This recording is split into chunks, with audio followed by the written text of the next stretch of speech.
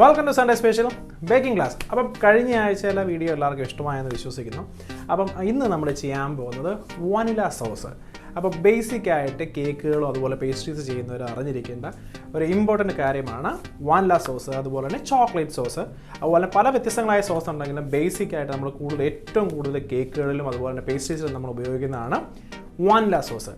എങ്ങനെയാണ് കൃത്യമായിട്ടുള്ള നല്ല ഒരു വാനില സോസ് ഉണ്ടാക്കുന്നതാണ് നമ്മൾ നോക്കാൻ പോകുന്നത്. പക്ഷേ ഇത് ഡിഫിക്കൽട്ടൊന്നുമല്ല. അറ്റ് ദ സെയിം ടൈം നമ്മൾ കൃത്യമായിട്ട് എടുത്തു വെക്കേണ്ട കാര്യങ്ങളെല്ലാം എടുത്തു വെച്ച് കഴിഞ്ഞാൽ പെട്ടെന്ന് തന്നെ നിങ്ങൾക്ക് വാനില സോസ് ഉണ്ടാക്കാൻ സാധിക്കും.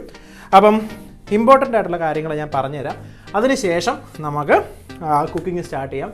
എന്താണെന്ന് വെച്ച് കഴിഞ്ഞാൽ നമ്മൾ കുക്കിംഗ് സ്റ്റാർട്ട് ചെയ്ത് കഴിഞ്ഞാൽ ഈ സാധനങ്ങളൊക്കെ എടുക്കാൻ പോയി കഴിഞ്ഞാൽ നമുക്ക് ഒരു കാരണവശാലും നല്ലൊരു വാനില സോസ് ഒരിക്കലും കിട്ടത്തില്ല. കാരണം നമ്മൾ എഗ്ഗ് നമ്മൾ ചൂടാക്കണമല്ലോ. അപ്പോൾ ഇതിൽ നമ്മൾ എടുക്കുന്ന സമയം കൊണ്ട് ഇത് ഓംലേറ്റ് ആയി പോകും. അപ്പോൾ അങ്ങനെ വരാൻ പാടില്ല. അത് ഒഴിവാക്കാനുള്ള കാര്യങ്ങളാണ് ആദ്യമേ പറഞ്ഞു തരുന്നത്. അപ്പം മെഷർ ചെയ്ത സാധനങ്ങളെല്ലാം വെച്ചതിന് ശേഷം നിങ്ങൾ പ്രത്യേകം ശ്രദ്ധിക്കേണ്ടത് നമ്മുടെ പ്രോപ്പറായിട്ടുള്ള എക്യുപ്മെൻറ്റ്സ് എല്ലാം നമ്മുടെ അടുത്ത് തന്നെ ഉണ്ടോ എന്നുള്ളത് നമ്മൾ ഉറപ്പ് വരുത്തണം കേട്ടോ. അപ്പോൾ ആദ്യമേ ഞാൻ പറയുകയാണ് എന്തൊക്കെയാണ് നമുക്ക് ഒരു വാനില സോസ് ഉണ്ടാക്കാൻ അത്യാവശ്യമായിട്ട് വേണ്ട കാര്യങ്ങൾ. അപ്പോൾ നമ്മളൊക്കെ എഗ്ഗ് യോക്കാണ് ഉപയോഗിക്കുന്നത്. അപ്പോൾ നമ്മൾ ഉപയോഗിക്കുന്ന 2 എഗ്ഗ് യോക്കാണ്. അതുപോലെ തന്നെ 1/2 കപ്പ് ക്രീം, അതുപോലെ തന്നെ 1.5 ടീസ്പൂൺ ഓഫ് ഷുഗർ, പിന്നെ വാനിലയുടെ ഒരു പകുതി ബിൻ എടുത്ത് വെച്ചിട്ടുണ്ട്. ഞാനത് വാനില ബിൻ എടുത്തതിൻ്റെ കാര്യം, ബിന്നെന്ന് വെച്ചാൽ സാധാരണ നമ്മുടെ വാനില തന്നെയാണ്, അതിൻ്റെ പകുതി മുറിച്ചിട്ടുള്ളൂ. എന്നിട്ട് 2ആയിട്ട് ഞാൻ കട്ട് ചെയ്തിരിക്കുകയാണ് കേട്ടോ. അപ്പോൾ നിങ്ങൾക്ക് ഇപ്പം വാനില ബീൻ നിങ്ങൾക്ക് ഇല്ല എങ്കിൽ തീർച്ചയായിട്ടും നിങ്ങൾക്ക് വാനില എസൻസോ എമൻഷനോ ഉപയോഗിക്കാവുന്നതാണ്. അതുപോലെ തന്നെ അത് ഉപയോഗിക്കുവാണെങ്കിൽ 1 ടേബിൾ സ്പൂണിൻ്റെ ആവശ്യമുള്ള റെസിപ്പിയിൽ ഇൻ കേസ് നിങ്ങൾക്ക് എഗ്ഗിൻ്റെ ഫ്ലേവർ വരുവാണെങ്കിൽ കുറച്ചുകൂടി ആഡ് ചെയ്ത് കൊടുത്താൽ മതി, നമ്മൾ കുക്കിംഗ് കഴിഞ്ഞതിന് ശേഷം കേട്ടോ. പിന്നെ ഏറ്റവും കൂടുതൽ ഇമ്പോർട്ടൻ്റ് ആയിട്ട് ശ്രദ്ധിക്കേണ്ടതെന്ന് വെച്ചാൽ നമ്മൾ വാനില സോസ് ഉണ്ടാക്കുന്നതിന് മുമ്പ് ഒരു ബൗളിൽ ഐസ് എടുത്ത് വെക്കണം. ഐസ് എടുത്ത് വെച്ചിട്ട് അതിൻ്റെ അകത്ത് ഒരു ബൗൾ എടുത്ത് വെക്കണം.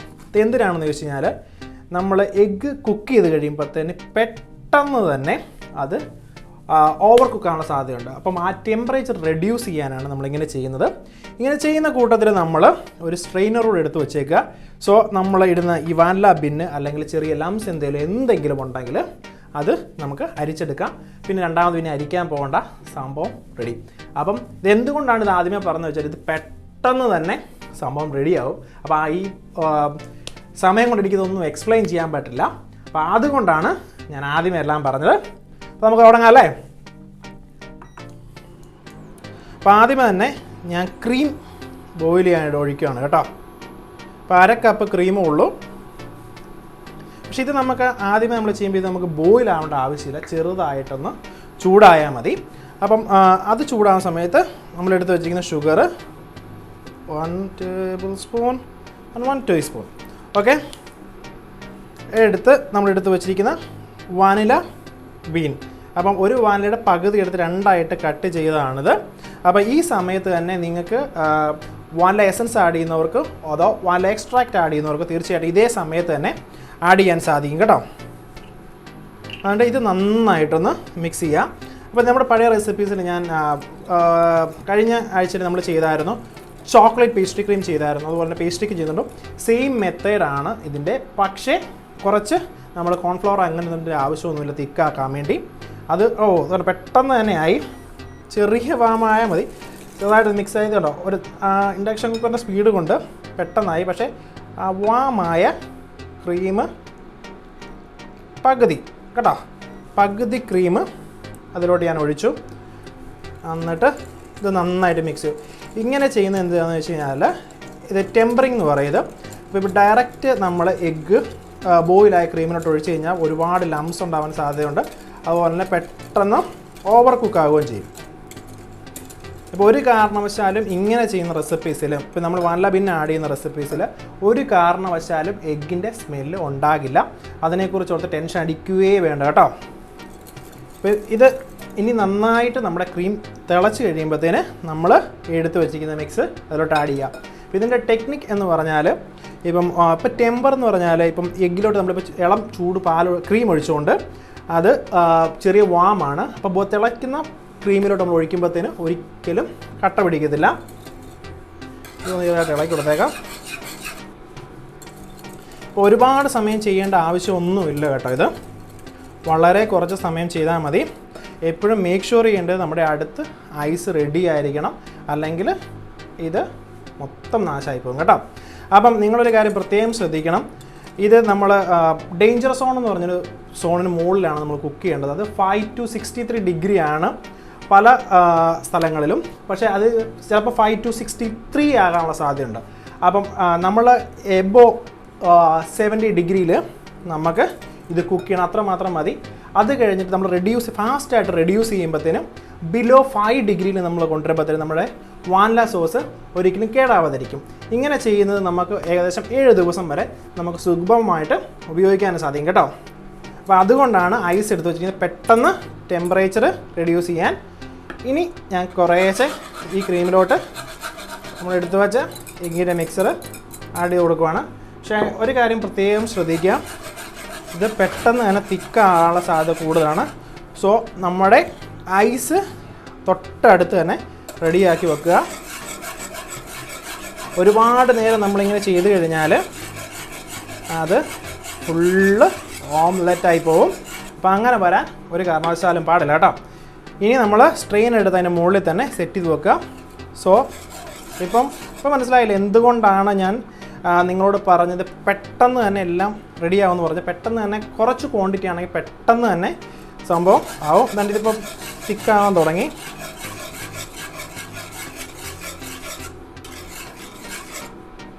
അപ്പം നമുക്ക് 70 ഡിഗ്രീസാണ്, 63ക്ക് മുകളിലോട്ട് ടെമ്പറേച്ചർ ആയിക്കഴിഞ്ഞാൽ സേഫ് ടു സെർവ് ആണ്. അപ്പം അത് പ്രത്യേകം ശ്രദ്ധിക്കുക കേട്ടോ. ഈ എഗ്ഗിലും ക്രീമിലും നമ്മൾ ഉപയോഗിക്കുമ്പോൾ പ്രത്യേകം ശ്രദ്ധിക്കണം, അല്ലെങ്കിൽ പെട്ടെന്ന് ഫുഡ് പോയ്സൺ ഉണ്ടാകാനുള്ള സാധ്യതയുണ്ട്. സോ അതുകൊണ്ട് ഏറ്റവും കെയർഫുൾ ആയിട്ടുള്ള രീതിയിലുള്ളൂ മുട്ടയും അതുപോലെ തന്നെ ക്രീമും നമ്മൾ കൈകാര്യം ചെയ്യാൻ പാടുള്ളൂ. അപ്പോൾ ഞാൻ തീ ഏറ്റവും കുറച്ചാണ് ഇട്ടിരിക്കുന്നത് കേട്ടോ. ഏറ്റവും തീ കുറച്ചാണ് ഞാൻ ഇട്ടിരിക്കുന്നത്. കണ്ടോ, ഇപ്പോൾ ആ എഗ്ഗ് ചെറുതായിട്ട് കുക്കായി തിക്കാകാൻ തുടങ്ങി. ഇത് കുറച്ചുകൂടി ആകുമ്പോൾ നമുക്ക് കൃത്യമായിട്ടുള്ള നല്ലൊരു വാനില സോസ് നമുക്ക് കിട്ടും.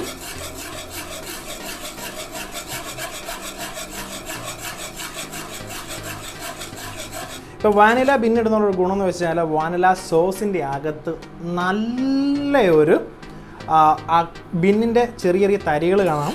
അപ്പോൾ ആ തരികളുണ്ടെങ്കിൽ ഒരുപാട് രസമായിരിക്കും കേട്ടോ. ഇപ്പോൾ നമ്മുടെ വാനില സോസ് നല്ലോണം റെഡി ആയിട്ടുണ്ട്. ഇനി നമുക്കിത് ഇതിലോട്ട് പോർ ചെയ്യാം.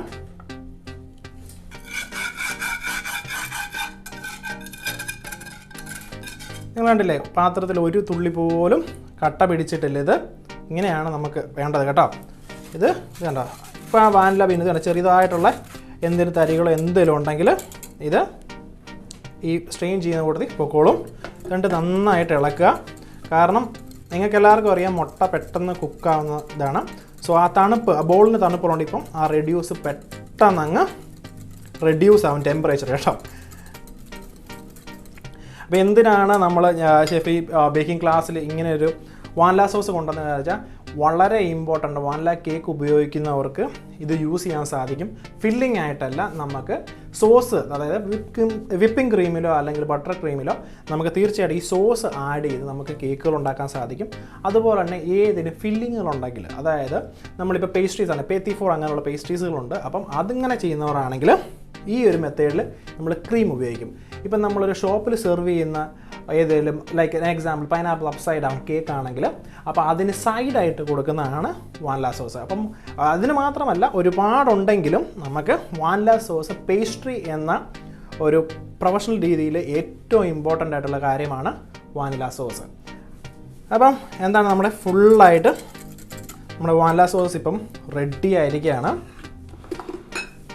ഇപ്പം ഇത് ഞാൻ ഒരുപാട് കാലം പല സ്ഥലങ്ങളിൽ പോയി, പല രാജ്യങ്ങളിൽ, അങ്ങനെ പറഞ്ഞാൽ ശരിയാവുള്ളൂ, ഞാൻ ഒരുപാട് രാജ്യങ്ങളിൽ ജോലി ചെയ്തിട്ടുണ്ട്. അപ്പം ആ പല വിദേശ രാജ്യങ്ങളിൽ നിന്ന് നല്ല നല്ല ഷെഫ്മാരുടെ നിന്ന് കിട്ടിയ നല്ല റെസിപ്പീസാണ് നിങ്ങൾക്ക് വേണ്ടി ഞാൻ എപ്പോഴും പറഞ്ഞു തരുന്നത്. അപ്പം നിങ്ങൾക്ക് ഇത് തീർച്ചയായിട്ടും വാനില സോസ് വീട്ടിലുണ്ടാക്കാൻ സാധിക്കും. ഈ വാനില സോസിനെ കുറിച്ചുള്ള ബാക്കി ഇനി വരുന്ന വീഡിയോസിൽ നമ്മൾ കൂടുതലും ഇങ്ങനെയുള്ള ഫ്രഞ്ച്, ഇറ്റാലിയൻ അതുപോലുള്ള ഡെസേർട്ടുകൾ നമ്മൾ ചെയ്യുമ്പോഴത്തേനും നമുക്ക് വളരെ ഇമ്പോർട്ടൻ്റ് ആണിത്.